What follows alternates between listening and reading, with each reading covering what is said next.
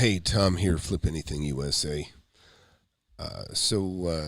On my blog, I share how I made my fortune in real estate.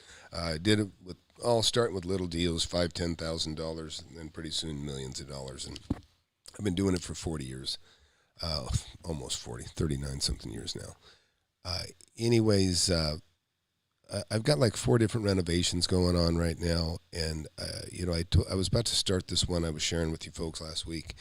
But they're having trouble getting the title clear.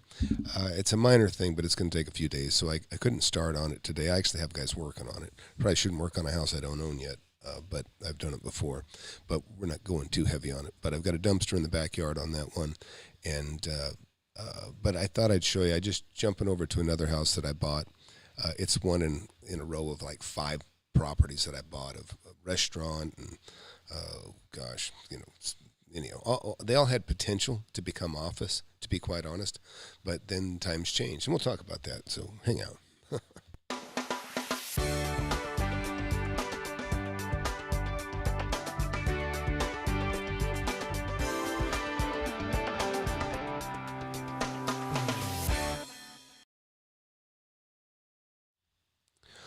All right, so couple things. Anybody got any questions? Just have at it. I'll answer any question you have.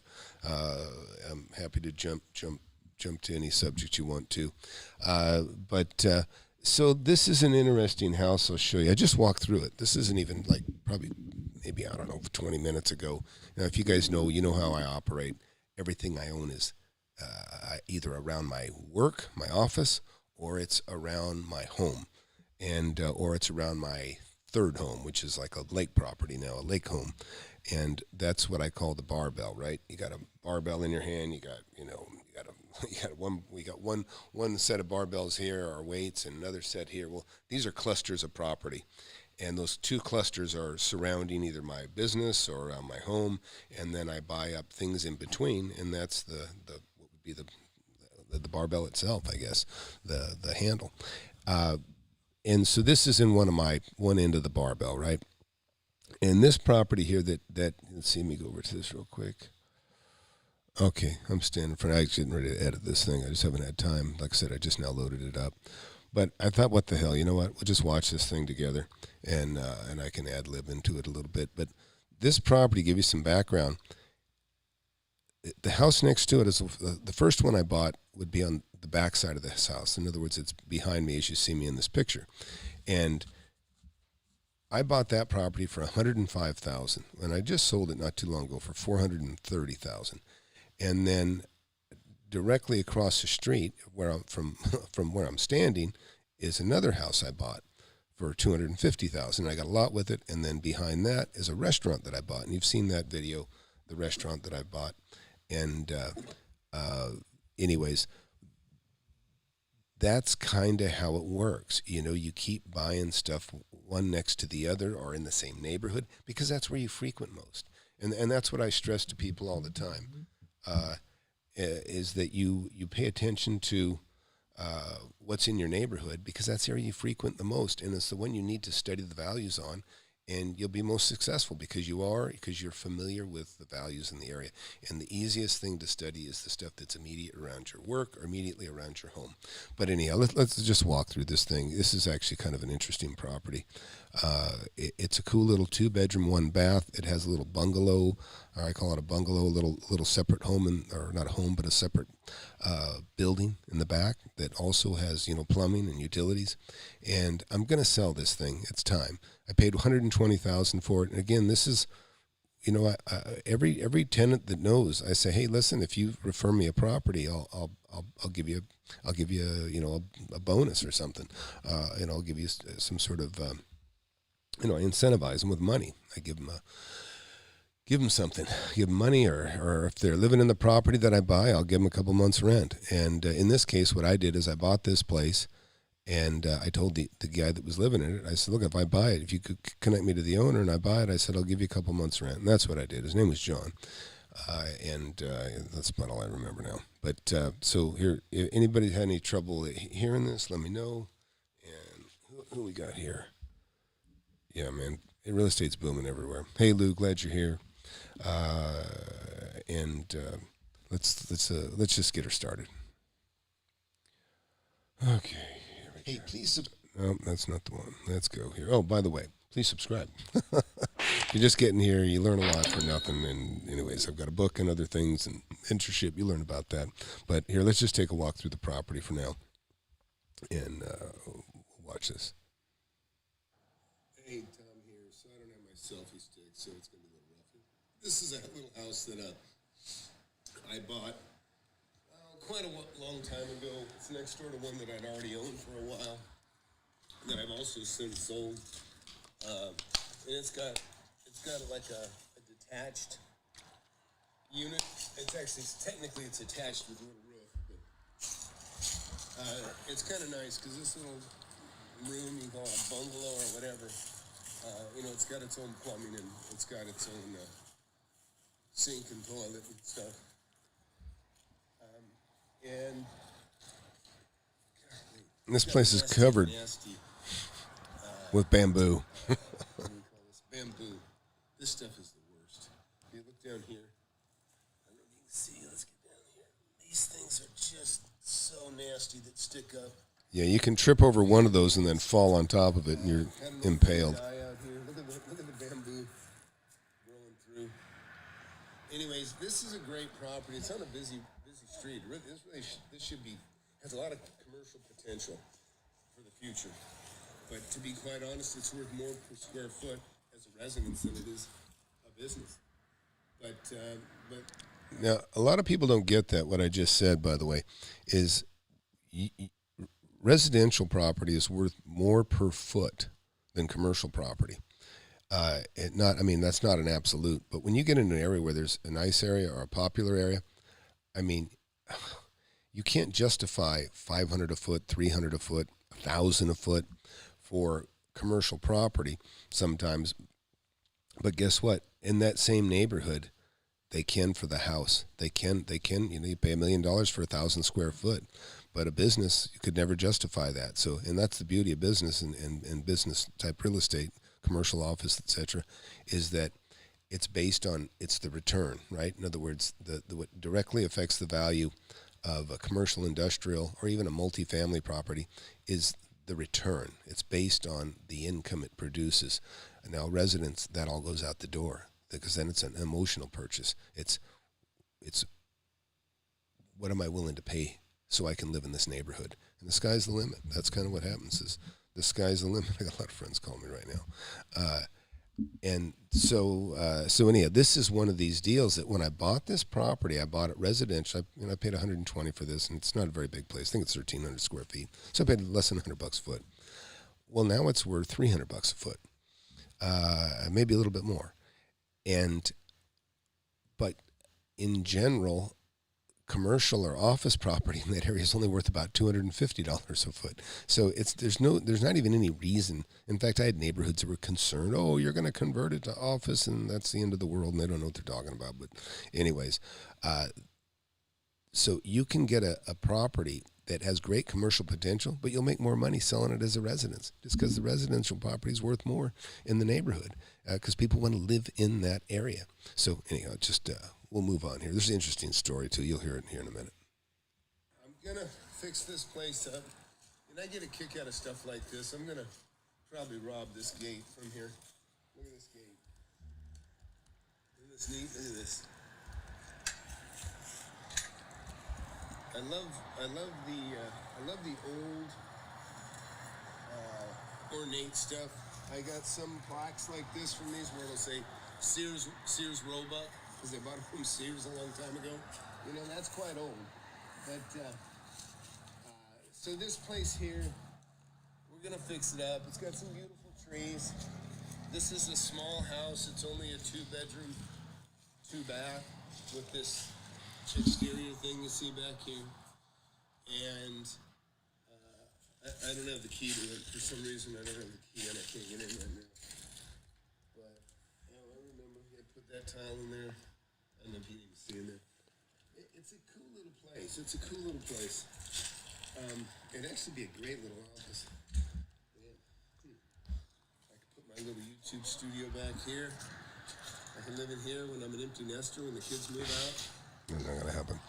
But you know, I like my property. I like my big pool. Anyways, but that's funny. I look at every property. You know, I could probably live in everything that I buy. You know, even some things that aren't all that attractive, because I've lived in some pretty unattractive properties too when I was younger. But so this is the next project right here, or one of. I got about 4 going, but this is among several that are going in the queue. I'll tell you a funny story. So check this out. Out in the front yard here, I have these 2 dipshits. It's not that funny. That my management company rented to them, not me. My management company rented to them. So look at, I got all these gorgeous oak trees, right? And they ask my management company, they say, hey, we'd like to trim some of the bushes, you know, just to make the yard look a little better.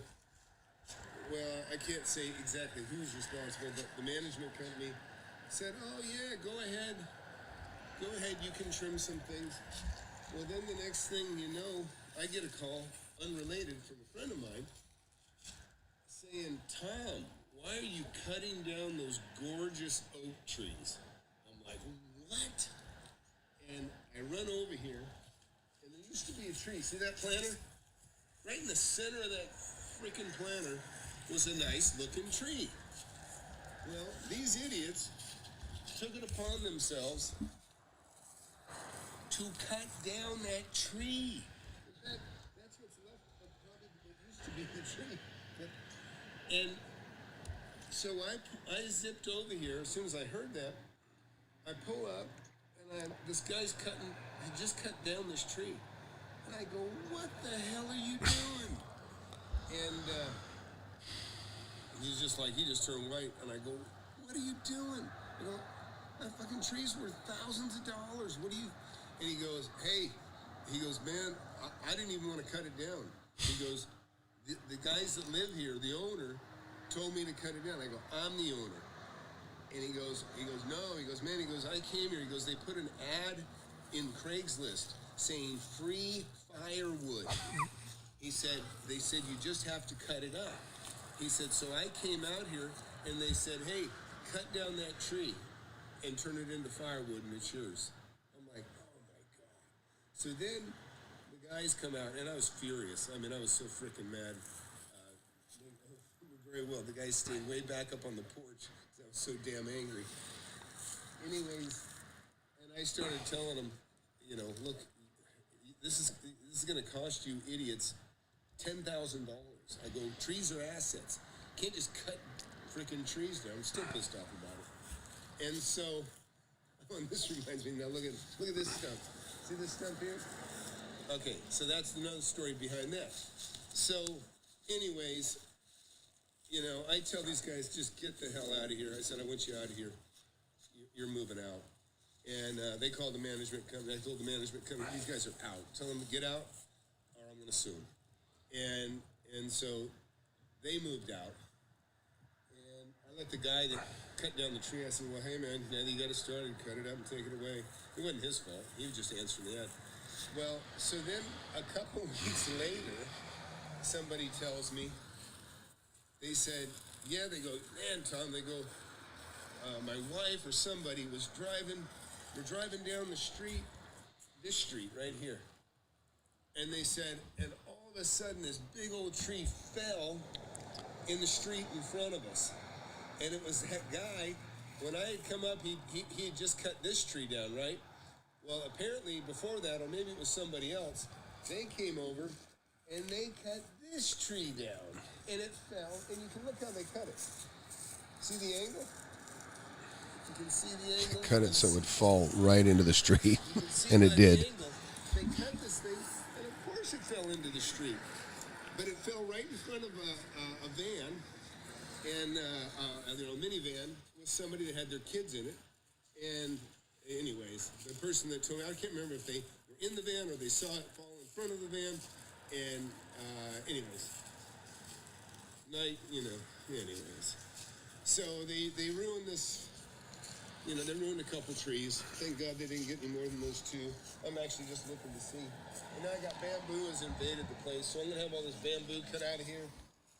And but I got beautiful trees here, just gorgeous trees. And it's funny over here. I'll show you something that's kind of neat. One day I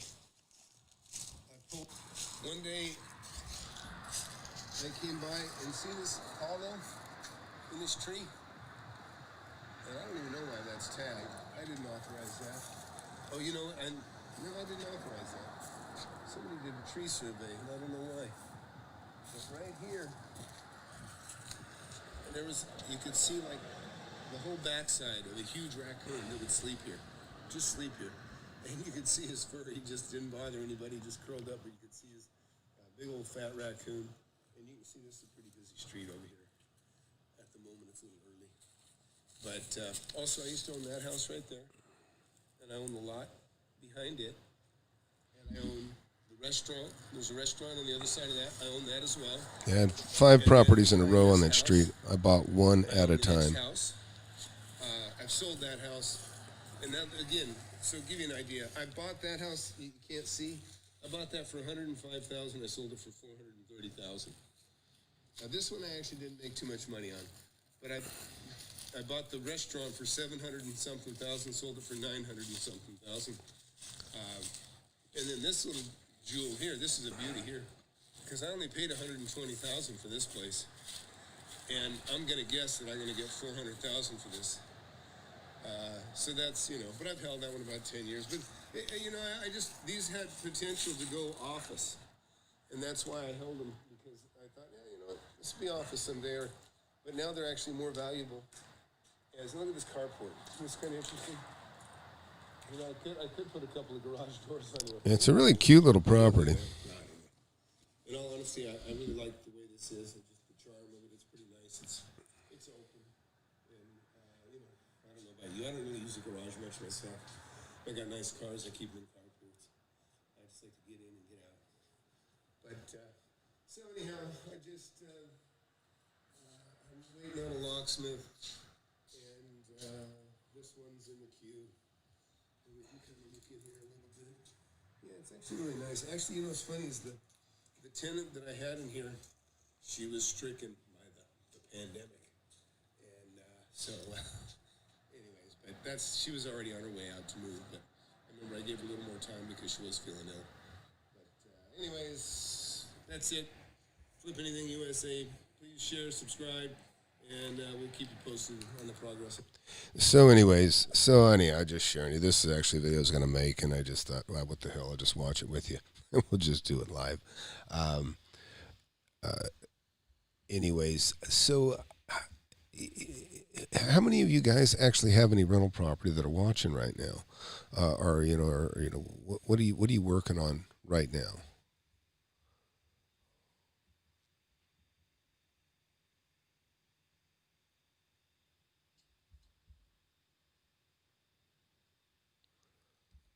This is weird.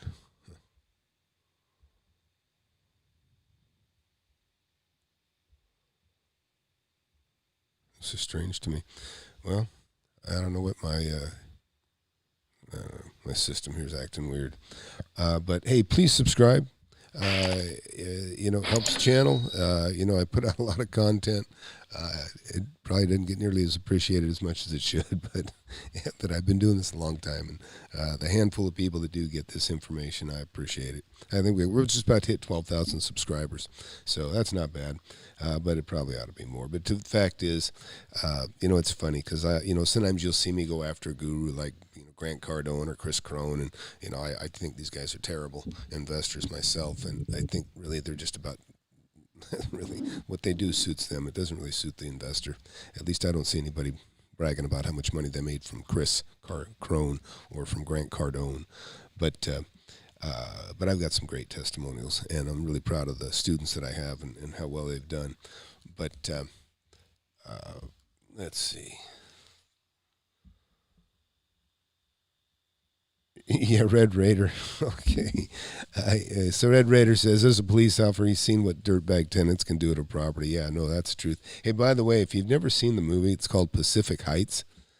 That is like the worst landlord's nightmare. It takes place in San Francisco in a beautiful home, famous home actually, and it's a 2-story. And with the downstairs, it was like like an apartment downstairs and a main house above. And Michael Keaton is the guy in that, and he rents the lower part, and he's like the tenant from hell, and they can't do anything about it, and they can just hear him destroying the house beneath them. And this goes on for like months in the movie. So, yeah, Red Raider, I'm sure I feel your pain. I've had some interesting ordeals over the years. I remember I had a tenant, real nice guy, moved in with his mother. He took care of his mom, kind of like I am now, taking care of his mom. And all of a sudden I started getting calls like at 2 a.m, like butt dials, accidental pocket dials. And it sounded like, Johnny Depp in Fear and Loathing in Las Vegas. I mean, it's just strange. Like you could tell it was like some drug party going on. And the next thing you know, I see his minivan, and it's bashed in the front. He'd hit a car, and it was just sitting there in the driveway. And then the next thing you know, I saw some kids going around the back of his property, and I said, "Hey, what's up? What are you doing? I don't know you." And they went on to tell me that he was in jail, and that they were coming. They didn't have a key, so they were coming in through the back of the house, and they were the kids of his girlfriend or something, and she ripped him off, according to him. Anyways, and ultimately his mother, who couldn't take care of herself, was laying on the floor, and so thank God I called the cops, because they came over and they checked out, and they found his mother laying there, and got her to better safety, and but a couple weeks after that. I hadn't gotten any rent for a month or two, and the front yard was just piled with stuff. He had washer, dryers, he had everything, all contents of the house was being sold. And I go walking up to him, and and I'm a nice guy, I realize people, have issues. And I go walking up to him and say, "Hey, what's up?" And I walk over to him. Well, he goes, "You son of a bitch, you got some nerve." And he comes toward me, and we're about to fight. And I go, "Man, what the hell did I do to you?" I said, "Are you sure you want to do this?" And then he comes to. He thought I was somebody else. He thought I was somebody that he attributed to getting him in that predicament. And then he realized I'm his landlord. And then he was very apologetic. And anyways, he left quietly in the end. And it is what it is. Oh, yeah, Red Raider says he's seen meth heads rip wiring out of the walls. Yeah. No, I've seen some terrible stuff too. In Lancaster, California, when it really went down the tubes, these guys disconnected the line for a half mile of aluminum wiring up on the telephone poles, cut it, tied it to the back of their pickup, and just drove down the street and ripped about a half mile of aluminum wiring off the poles, and then cut it, threw it in the back of their car, and turned it in for scrap. I mean, it's really appalling how, I can't stand thieves in general. And, anyways, well, if you're a cop, you've seen plenty of it. Okay, Ryan says, I bought a house, subdivided the lot, sold the lot, made $50K. Good for you. I'm living in the house and fixing it up. Should be able to make another $50K. Ryan, that's perfect, man. That's a perfect example of what you should do. It's a great way to get started. You find something that has value, you can split it and sell off half. I bought a lot for $50,000. I rezoned it. It took me $350 in a month and a half, and I sold it for $110,000. And I could have sold it for more anyways. But again, that's what you do. You find something that you can, you see value where other people don't. It's very, very important. So you're really doing great stuff there. Yeah, thanks, Ryan. Yeah, you've been watching a long time. Thanks, I appreciate that. Yeah, Falcon, you can't. They have rights. They have property rights. They have rights to the property. They're renting it from you. I mean, if you saw them destroying the property from the outside, you could stop. But they're destroying it from the inside, where they have privacy, and that's a problem. Gemini says, I'm learning my area, getting prices, surrounding homes. Yeah, good for you, Gemini. That's the way to do it. Listen, you should know your property better than anybody. You know, appraisers call me. And because they ask me, because I know even banks, my banks call me and say, hey, Tom, what do you think of this? What do you think of that? Because I've got my finger on the pulse of a lot of businesses, a lot of different kinds of business, a lot of diverse businesses, you know, that rent from me. And so they're kind of like checking the temperature of the economy from my perspective. You know, they got other measures too, you know, just like we use Zillow and, you know, Trulia, or, you know, you go to the other records and, you know, you talk to agents and appraisers, and, you know, you kind of determine values the way you do, but by different points of reference. And you know, and I use my own tenants as a point of reference. I look at which ones are suffering and which ones are not, which ones are flourishing, and because then I keep an eye about, hey, are they going to outgrow me? Are they going to need a bigger space? Are they going to need the space next to them? I try to retain my customers, and I love my customers that are actually growing. Their businesses are growing, because I start thinking, hey, you know what? I don't want them to outgrow and leave me, especially when I start seeing the lease come due, and I'm like, hey, what do we got to do? Is this place big enough? Do you need the space next door? And I talk to them, and then I talk to the tenant, and that maybe I need to move to add more space, and I say, hey, what can we do for you? I have another location. What do you think we move you over here? You know, so I move tenants around. I mean, I do. I move tenants around, and they do so willingly because they like me. You have a good relationship, and you're a good landlord. Believe me, it goes a long, long way. Really, really important. Yeah. No. Trees are valuable because they take, listen, it takes 10, 20 years for a tree to grow up and mature. I mean, imagine 20 years to grow a big tree. And now it's so big you can't even move it. You can't even dig it out. It costs tens of thousands of dollars to move a tree, and you know, no guarantee of success. I've moved trees and seen them die. So yeah, no, they're an asset because they're shade. They aesthetically, they're pretty. The question was, why are trees an asset? You know, also trees also can be a pain in the ass too. Imagine being in Oregon, you know, or somewhere where trees are like every 3 foot. There's a tree that's, you know, 4 feet around circumference, and you got, you know, an acre of them, and you need to cut enough of them out of the way for your house, you know. So in that case, you know, trees are not the greatest asset. Ron's asking me, have you ever bought a property with a special warranty deed and have it come back and bite you in the butt later on? Lawsuit on ownership, etc. No. And that's pretty broad, okay? Because, you know, you need more details. I mean, I've never had, the only issue I've had, and I don't even know if it's ever had this issue, but I actually had a title company.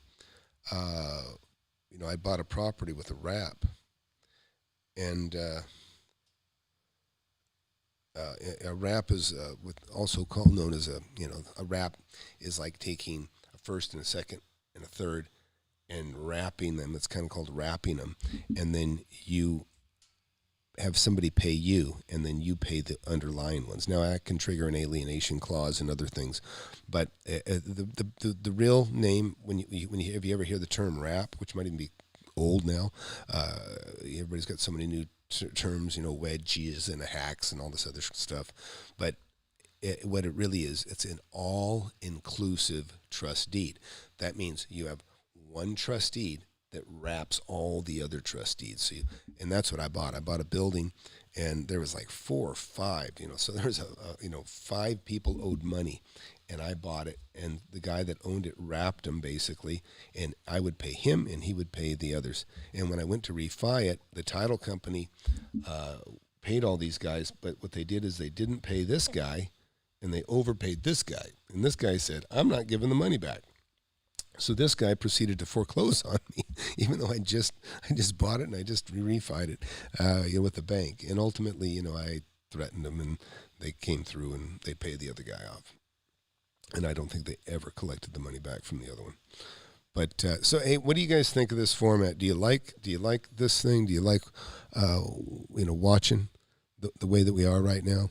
Does this work for you? Just even me going through a video that I shot 20 minutes ago and elaborating on it. Is this a good format for you? Which, by the way, I can't even see. You know, this thing's crapping out on me. I can't even. I can't get the stats on what's going on. I can see. I think we've been on 26 minutes. But anyways, I apologize. I'm having trouble that I am. Golly, weird. Yeah, okay, cool. Great, Ron. Glad to hear it, guys. So, look, is there anything? How many people are viewing right now? I can't even tell that right now. I got a screen. You can see it. Here's what I'm looking at. See what I'm looking at? There's usually information above my head. There's none. I kind of like this because I like to be accessible. And if you're not in my mentorship, and some of you are, but the good thing about the mentorship is that I'm accessible, right? All I ask, you have to read the book. And then when you get the course, I got like 40 hours of course information in my mentorship.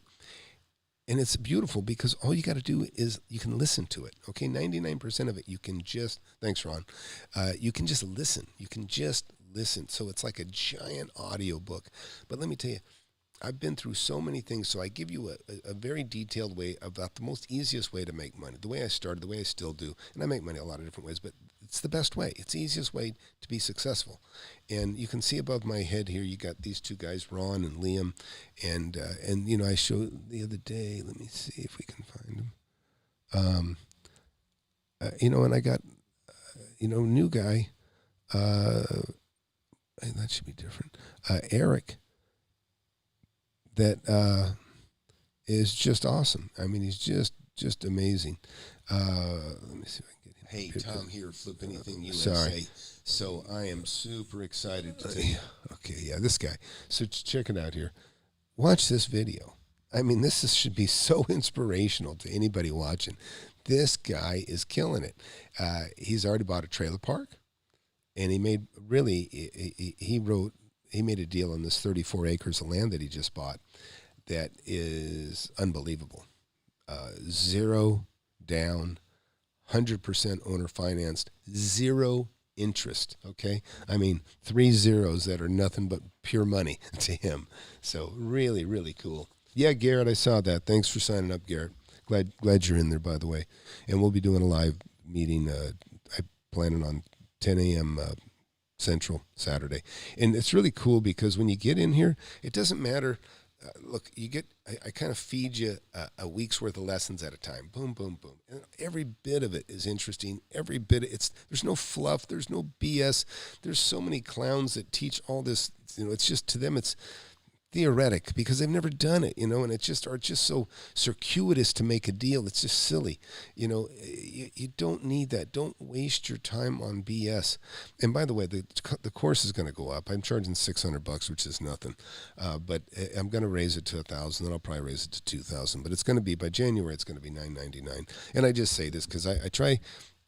This is your opportunity that if you don't have a big budget, jump in right now because it's going to be pretty soon. It may be not within your grasp to spend the money that it's going to cost to be in my mentorship. To be quite honest, and but right now, what I'm liking is that just go to FlipAnythingUSA.com and you'll see how to sign up. There's links, somewhere in here, and it's not hard to find. But right now. Listen, every year you waste, okay, just like you get my book. People that buy my book, they go, God dang it, I wish I'd have bought it 2 months ago. Or people that find my channel or take the mentorship, they just wish they would have taken it earlier. And believe me, you wait a year or two and it costs more, or maybe I'll not even do it anymore. Look, I'm retirement age. I can do whatever I want. I do this because I enjoy it. I do enjoy it. And, I still got kids, though, at home. And, but, could be once the kids are gone, who knows, I don't know. That's the beauty. I don't know what I'm going to do because I got so many options. I can do whatever I want. And it's a wonderful thing. But get in now. If you can afford it, jump in now. It's not going to get cheaper. It's just going to go up and cost more. And the thing is if you don't start, the later you start, the further you are behind. And, it'd just be a shame. It's a shame. And believe me, there's so many scams. In fact, Eric here in this video, he talks about it. And he talks about how it's information overload. He said, what? He goes, there's so many scammers and snake oil. You don't know who to trust. And I understand that. There is. And, it's hard to believe. I mean, I see right through the bullshit when I see people that have never done it. I mean, it's easy. You can test sincerity by just test their knowledge. What do you have? What do you own? Show me what you got. Show me the money that you made. I mean, I don't know, I've probably done 20 1031s. Most of these guys don't even know what a 1031 is, okay? And that's where you're taking a large amount of profit or small amount of profit, but you're rolling it into the next deal so you can defer the tax burden. It lets you keep using money that would otherwise be taxed and taken away. You get to keep using it to build your wealth. Now, eventually you're going to pay all the taxes, but at the moment, at least you get to keep parlaying it into bigger and better things. So it's super important. But anyways, so anyway, and like I say, I share with you guys real stuff, real deals. Sometimes I jump on Google Earth. We could even do it now if we wanted to. And I jump around and I show you, here's where I bought 50 lots. Here's where, I bought a building or an industrial building or a commercial building. And it's wonderful now because I can jump down the street. I can show it to you. And what is really cool is that the Q&As, you'll love the Q&As because they're some of the most important part of the lessons, because people ask me questions and I go back in time like, oh yeah, you know what, that did happen once. Because when you've been doing something for 40 years, there's things that you might only experience once, but many things you'll experience, and maybe you'll only experience them once, and you guys will hear about it and you may never experience it, but if you do, you'll go, oh, wait a minute, now I remember Tom, that happened to Tom, and you'll remember what I did. You'll learn, you'll know from the lesson how I handled that. And there's just so many different things. So anyways, what else we got here? I'll probably cut it short here pretty soon. I got things to do. I got a few things to do. I got to get with the locksmith on that house you just saw. I've got my concrete guys. Listen, I have great resources of talent that work for me, but my concrete guys are one of the best. They're just the best group. Hard workers. And when there's no concrete to pour, and if there's clouds in the sky, anything else I need, I call them and say, hey, I know you're not working because there's clouds in the sky. You're worried about they can't pour in the rain. And so they'll come to work for me, and they'll help me gut houses and rip up carpeting, pull paneling off walls, a lot of demolition stuff. Just poured a little stem wall on a little deal that I needed to get done. So, anyways, there's the more you grow, you're just going to have greater resources in every aspect of your life. People, connections. I got over 100 tenants, I think, now, and they do so many different things. They do so many different things that it's just amazing. It's just amazing. They all have different talents. This is really neat. If you get to a point where I got about 120,000, or I don't know, it's close to 120, 130,000. It varies depending on what I sell. Maybe it's probably 140 now, really, at the moment. But I'm selling some of those houses. But what's great is you really opens your eyes because you get to know people. And I make friends with almost all my tenants. And, good acquaintances, always business still. But I learn about there's so many different ways to make money. They make money in so many different ways, and everybody's got different niches. And if you got a niche, that's great. And, and that's one of the best things. If you're self-employed or you have a job that enables you a lot of freedom, that is a huge advantage, because that allows you to, at the drop of a hat, you could look at a property. Oh, I'll take it. I sign it. So really the preparation is simple. Know what value is. You got to know what value is. And a lot of other stuff besides that in the book, but you got to know what value is. One of the main things, you got to know what value is. And then if you have the ability to just leave your job, drop everything and go take a look at something as soon as somebody says this is available, or however, there are a lot of ways too, but that's just one of the ways. But that is an enormous amount of power. Believe me, I had a cabinet shop. I was struggling. I wasn't making much money, but I was looking for property. And if somebody said, hey, we got something, I'd be the first one there. I'd get it signed up, and I'd get the deal. And that's the thing. As long as you have the deal, you have all the advantage. You get between the guy that has the money and the person that has what they want, and you're in the middle. and you get to take a piece of it. And so that's really, really what you need to do. Yeah, look, Bitcoin to me is ridiculous for most people. Listen, I don't know Bitcoin, and hardly anybody does because it's so new, right? So, I mean, you would probably be better off going down to Vegas and just throw your money on the blackjack table or the roulette wheel, because that's what I've seen Bitcoin do. Goes up and down, up and down, up and down. And so, it's a great way to lose your ass is what I think Bitcoin is. I was calling it shitcoin from the very beginning because I just saw people, it's going up, and then they buy it, it's 6,000 and it goes up, and then it goes way down, and then it goes up, and then, somebody's constantly getting burned, and somebody's making money and somebody's getting burned. So it's too erratic, right? You get something stable. Real estate is much, much greater. It's stable. In other words, it doesn't just fall off the face. It doesn't just go straight down the tubes right away. There's warning signs, like in Michigan and places where like the car plants have closed. If something suddenly closes, then obviously, ouch. It devastates all those jobs that are in that area. But that's really rare. It's not a lot of situations like that where a whole industry is wiped out, overnight. And so, and you get warnings, hey, we're here, there's trouble, or they're laying off a few. Well, that's when you get out right away. There's a chapter in my book called Leapfrogging, very important. Read that thing 10 times. There's a video on it. I have too. Hey, Ron, I'm glad you're here. But listen, real estate is a fantastic way to get wealthy at any educational level, whether you finished high school or not. You don't have to be that bright. You just need to know how to add and subtract. Okay, it's not hard to figure out. If something's worth $100,000, you can buy it for $50. There's room for you to make some money. So, hey, look, I'm gonna go. Thanks for watching. You guys, please subscribe, comment, like, and all that other good stuff. There's your subscribe reminder, and take care.